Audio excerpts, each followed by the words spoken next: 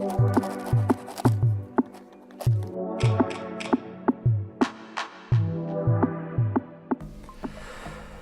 привет, дорогие друзья, другие подруги, здрасте. Бритье, бритье, бритье. Чтобы не оттягивать долгий ящик, сразу же хотел бы спросить у вас совета, что бы вы посоветовали молодому человеку, который вот сейчас вот, попробовав пару станков, решил, что средней агрессивности станки для него, и вот хотелось бы выслушать ваше мнение. Со своей стороны, помимо очевидного, что можно было бы посоветовать регулируемые, все, какие есть, это и китайские варианты, это и индийские варианты, это и Прогресс, это и Rockwell. Также я не был оригинальным. 89-ю голову от Яки посоветовал. Ну и, пожалуй, можно было бы что-то от Тиморов. Там средняя такая вот агрессивность тоже хорошо у них развита. Можно сказать, что они все вот в этом диапазоне и чуть выше застряли. Хотелось бы ваше мнение услышать, чтобы человек почитал и вот уже сам для себя представление составил. Во второй части нашего марлезонского балета хотелось бы за две вещи поговорить. Первое — это последнее видео по опаске, а второе, ну, это новости о производстве, что я оттуда забрал, показать вам. Так вот, по поводу видео. Ребят, я читаю все комментарии, и все комментарии явственно показывают, какие же мы все разные. Никто не будет спорить с тем, что вот каждое мое видео, оно несет какую-то информационную нагрузку, и каждый сам для себя что-то черпает из этого. Для кого-то это повод задуматься, а стоит ли делать так, как делает этот человек. А кому-то это дает положительные эмоции, кому-то отрицательные, кому-то какую-то пищу для ума, чтобы проанализировать и лишний раз подумать о том, что он собрался делать, а стоит ли это делать, или наоборот, да, точно, стоит это делать. Даже фантазеры есть. Некоторые ребята прям пишут, что я бреюсь опаской уже почти год, и ни хрена-то у меня не получается, Вадим, зачем тебе это надо? Ну, я сам фантазер, но не до такой же степени, в конце концов. Если этот человек даст себе труд и посчитает, сколько раз на самом деле я брился клинковой, то он поймет, насколько он далек от истины, и что он сам себе что-то там навыдумывал. Но я с этим спорить не буду, этому человеку виднее. Так вот, по поводу опаски. Во-первых, не брошу. Во-вторых, они на канале появились не из-за того, что вот так просто раз на ровном месте, а из-за того, что я хочу ими бриться. Мне это на самом деле интересно. Да, к сожалению, не нашел своего фэншуя такое, чтобы, знаете, вот просто ведешь, она щетину собирает, и ты даже не паришься. Такой пока не было. Но парочка была, которые мне доставили истинное удовольствие. Возможно, не самое максимальное, но все-таки хорошее. Это, во-первых, Пума. От Димыча Платахина. Дим, огромное тебе респект и уважение. Спасибо. Ну а во-вторых, это Дамасская, которая была заточена не производителем, а другим человеком, который все знают. Ну и не буду я про него говорить, меня просили не говорить. Короче, мастером. Вот там да, там нормально. Сейчас придет еще один Дамаск, помимо той, что была заточена мастером, еще один Дамаск, который заточил Андрей Левченко. И вот я, наверное, буду бриться этими бритвами еще раз. И хочу проверить сам свои подозрения. А коих? Не я себе выдумал, не я себе придумал, не мой светлый ум к этому пришел, о которых на канале парни говорили давным-давно уже. Ну просто я что-то слышал, что-то мимо ушей пропускал. Вот сейчас вот у меня мысль такая, что все-таки вот Александр Подолян, когда говорил, что Дамаск не для новичков, вот сейчас только для меня начинает доходить этот смысл, потому что все-таки, как ни крути, а те сплавы, которые применяет Вячеслав, они все-таки твердые. И по большей части это, наверное, все-таки предназначено для людей, у которых очень жесткая щетина. Для людей, у которых после одного-двух процессов бритья буквально там клинки подсаживаются, все, аляс капут. Вот для таких в первую очередь. Ну а человек с обычной щетиной и с обычной комбинированной кожей, как он будет воспринимать эти клинки, вот скорее всего я сейчас и буду это все испытывать. И очень у меня такая сильная подозра, что вот, допустим, тут сталь тоже имеет немаловажное значение, а не только заточка. Поэтому, скажу еще раз, сейчас придут несколько бритв сразу, и на руках у меня будет несколько бритв, которые заточены мастерами. Это Андрей Левченко, Тот, про которого я не могу говорить, но который вы уже наверняка догадались, кто это такой. Ну и Дмитрий Платахин, конечно. В мастерстве Дмитрия я не сомневаюсь, потому что он точит не только сам для себя, но еще и для людей. Но для людей, правда, он и лезвие для машинок точит, и ножницы, и что только не точит. Короче, парень на притирах и Крым, и Рым уже прошел, так что, ну там, что. Опять же, пока он на себе не проверит, он мне это не вышлет, поэтому там я тоже не сомневаюсь. И вот только после того бритья можно уже будет понять. Сталь. У меня-то не та щетина, которая, ну, скажем так, всю кромку сразу гробит. У меня обычная. Вот посмотрим, что да как. Ну а по поводу производства, ребята, блин, я когда все это притаранил на производственную площадку здесь у нас, когда на все это посмотрел, на все это добрище, на всю вот эту красоту, у меня же, куда я все это буду девать?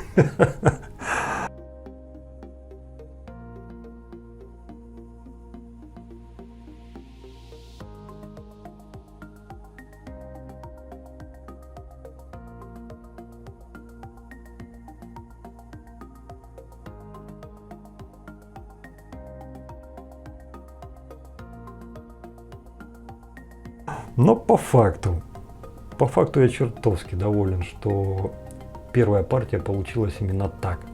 Да, не совсем без огрехов, да, есть кое-какие вещи. Например, я перебрал каждую вещь из этого набора и нашел 11, которые меня не устраивают. Я отправил их обратно на производство, там слегонца чуть-чуть там вжик-вжик-вжик подделают, вернут мне их обратно, и вот тогда вся партия будет готова. Какая такая партия? Точное количество, как вернется с производства, я, конечно же, назову, ну, если это надо будет.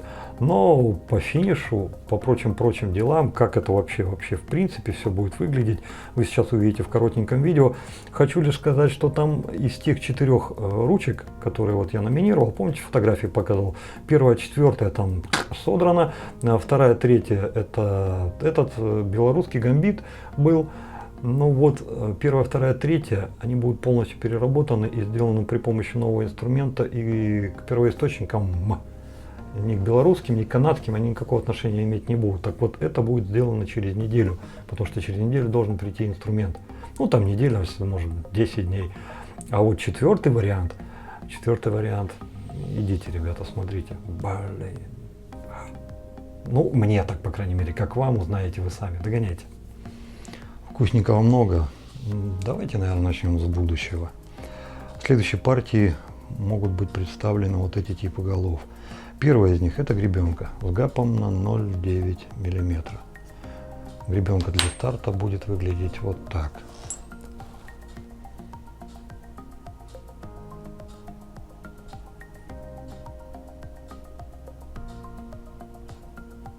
Это еще не вся финишная обработка, это просто пробный образец для того, чтобы понять, получить представление, как она будет работать. Кстати, обратите внимание, точки фиксации лезвия, они максимально приближены к кромке. То есть верхняя крышка будет соприкасаться, придавливать лезвие именно вот в этих позициях. Не где-то тут посередине. Знаете, как вот иногда такие лыжи направляющие ставят, а максимально близко. На мой взгляд, это важно для устойчивости лезвия. Ребята в комментариях уже говорили об этом. Следующая плита 0,85. Очень хочется понять, нужна ли она будет или 0,85 или 0,9. Ну, с одной точкой. Повторюсь, это не финишное качество, это просто рабочие образцы, поэтому вот так вот выглядят, как выглядят. Ну и с 2 точками это 1,18. После того, как испытуемый образец 41 головы зарекомендовал себя по чистоте бритья как 41, но по мягкости как базовая, возник вопрос, а возможно ли агрессивней? Вот поэтому вдобавок 1,1 сделана вот эта плита 1,18. Почему 1,18, а не 1.2 или 1.3? Ребята, ну всему есть разумный предел. Не факт, что эта голова еще кому-то нужна будет, потому что, ну, более агрессивный, чем 41, я не слышал, чтобы кто-то хотел пользоваться. Но это будет более агрессивно, чем 41, однозначно. Поэтому это просто для пробы и посмотрим, как она себя поведет. Это все то, что забрали на сегодняшний день с производства. Все виды обработок финишных, которые будут существовать в первой партии.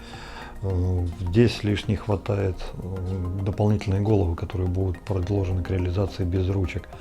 Финишная обработка, пескоструйка комбинированная. Вы уже имели возможность ее увидеть.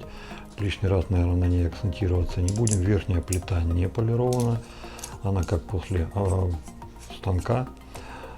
И вот такая вот ручка, вот такая пескоструйная нижняя голова. По ним есть вопрос. Дело в том, что пескоструйных подставок такое же количество, как и пескоструйных станков. Было желание реализовывать их в комплекте, но вот нет еще понимания, насколько это необходимо. Потому что, допустим, такой станок ставить блестящую, это как бы одно. А если человек взял такую подставку, в нее ставить блестящий станок тоже. То есть вот ваше мнение, насколько это оправдано, если, допустим, вот это все будет идти в одном наборе. Точно так же, как и полированные станки. Дело в том, что полированных подставок на сегодняшний день 6 штук, точно такое же количество, как и полированных станков. Полированных не до той степени, до которой мы хотели бы. Это не то зеркало, которое есть на станках за 150-250 баксов, но все же. Это вот такое вот качество.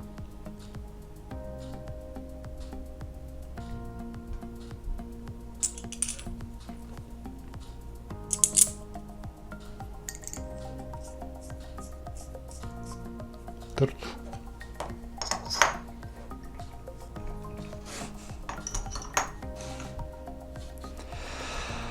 Это шлифованная будет линейка. Наверное, самая многочисленная. Их несколько десятков. Точное количество пока не могу сказать, потому что еще не все с производства забрал. Вернее, забрал все, кое-что отправил на переделку. И сейчас хочу дождаться и их. На переделку какого плана? Не устроило, как опускается верхняя плита на нижнюю. Там был легкий такой подклин. Я же хочу, чтобы все было без сучка, без задоринки. Первоначально это те самые головы, которые планировались без обработки какой-либо вообще. То есть вот из-под станка вышли, и вот так вот они должны были быть. Но все-таки решили, что надо бы их шлифануть. Шлифовали разными камнями, поэтому поверхность с этой стороны, посмотрите, как выглядит. Да, запомнили? А теперь с этой посмотрите. Видите, такая легкая просить идет. Я бы хотел, чтобы все станки так выглядели, потому что такого финиша я еще нигде не видел. Мы над этим работаем, и если получится, я был бы рад, потому что мне вот эта вот финишка, она чрезвычайно импонирует. Хотя я не сказал бы, что это плохо, просто вот внешний вид этой, я таких еще не видел.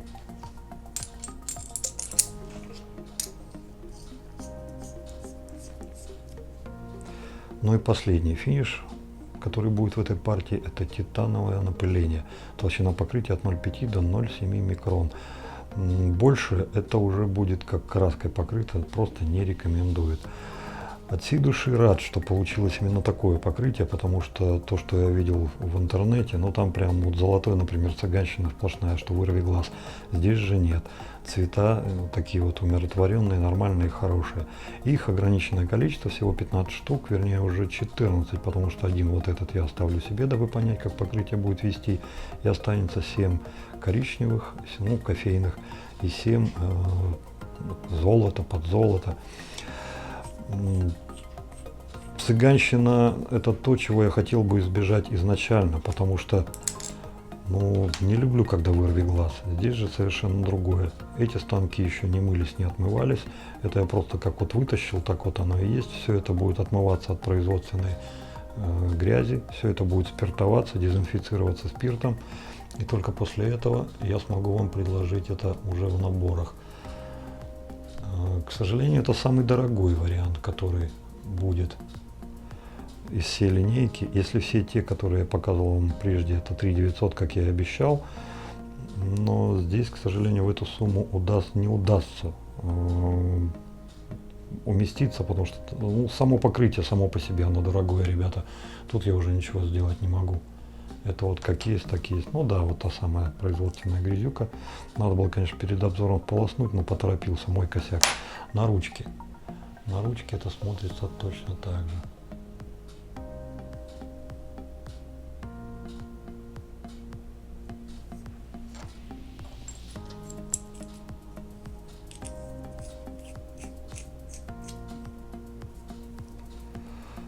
Ну и кофейный.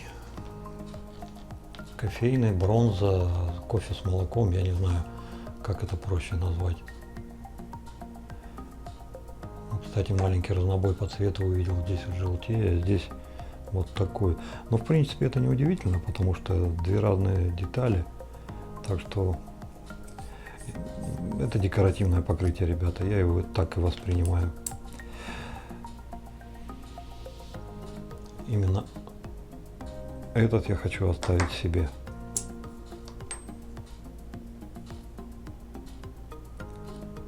Естественно, все станки подписаны, везде стоит название, страна изготовления, дата изготовления и серийный номер, включая головы отдельно, которые будут идти без ручек.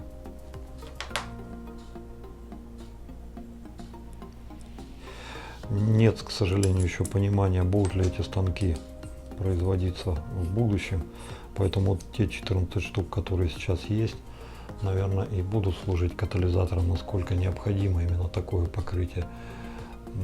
Да, его толщина 0,5-0,7 микрон, да, его твердость 80 по Роквеллу, но в любом случае все советуют относиться к нему как к декоративному покрытию, точно так же, как напыление золота, серебра, ну вот в данном случае титана.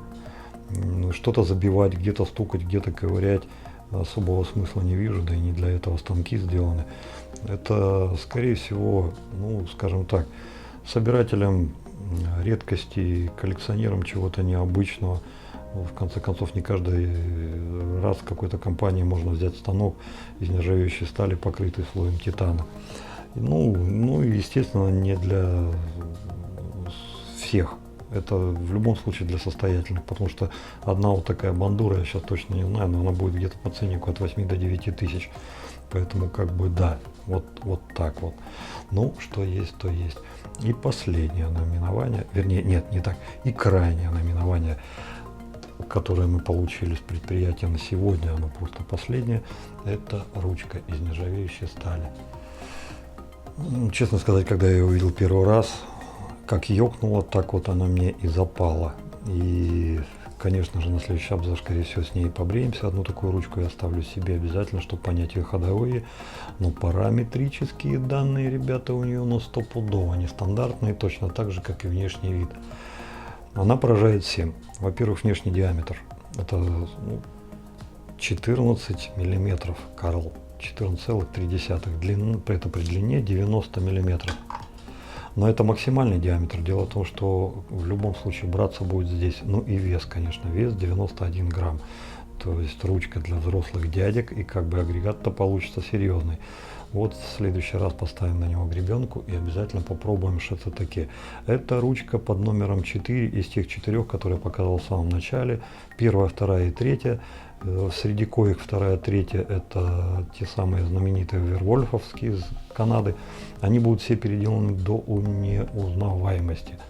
Вы там никаких вервольфов, никаких блэквольфов, синглвольфов, там бигбиров, ничего не увидите, ребята, там все будет наше. Под простым, обычным девизом. Потому что хочется свое, реально свое. Где-то какие-то перекликания, конечно же, будут, но в любом случае это будет наше. Вот. Это, пожалуй, вот все, что я забрал с производства. Титановое покрытие. Когда забирал партию, к удивлению своему обнаружил, что титан, оксид титана был нанесен на станки сразу же после обработки. То есть никакой предварительной обработки до покрытия не было. Я расстроился, потому что получается, ну чуть ли не ювелирку на обычную поверхность, и что-то будет. Но это было первое впечатление, потому что после того, как я перекрутил каждый, посмотрел, мне это даже понравилось. Вот будь здесь какая-то полировка, а потом сверху титан, да, несомненно, это было бы красиво, но это было бы чересчур красиво, это было бы прям как-то аристократично, прям вот без вариантов. А здесь, вот знаете, вот то, что вот нанесено без предварительной полировки, шлифовки или еще чего-то, прям вот как вот из-под станка вышло. Ну, естественно, какая-то слесарка была, чтобы заусенки, то есть все вот это поубирать, ну, чтобы мы о разумных вещах говорим. И здесь появилась какая-то, знаете, ядреная смесь. Во-первых, с одной стороны, да, аристократ однозначно, А с другой стороны, какая-то брутальность такая, знаете, дополнительная вышла. И когда вот на это все смотришь, я таких цветов не видел раньше. Я не могу назвать их ядовитыми, я их не могу назвать цыганскими, я их не могу назвать помпезными. Я просто лишь понимаю и отдаю себе отчет в том, что я таких станков раньше не видел. Может быть, кто-нибудь где-нибудь что-нибудь подобное делает, но я правда не видел. Чтобы на нержавейку наносили титаны, чтобы они выглядели вот так. Так что мои последние опасения отпали. И вот это вот больше всего, за что я переживал. Да, пускай всего лишь 15 штук, но тем не менее. Но теперь и на этом душенька успокоилась. На этом, что хочу сказать. На следующей неделе, в понедельник, то есть завтра, будут получены коробки. Как только с производства заберу исправленные нижние плиты, я хочу, чтобы верхняя плита и нижняя входили без сучка, без задоринки, а там легкая затыка была. Вот это будут исправлять люди. Так вот, мы начнем все это мыть, стерилизовать, паковать и отправлять. Так что я думаю, к концу следующей недели уже будет поговорить о чем более серьезно. Вот такие, ребята, дела. Ну а на этом разрешите с вами попрощаться. Добра, счастья, радости. Берегите себя. Пускай у вас все будет хорошо. Ну и что? Пошли бриться.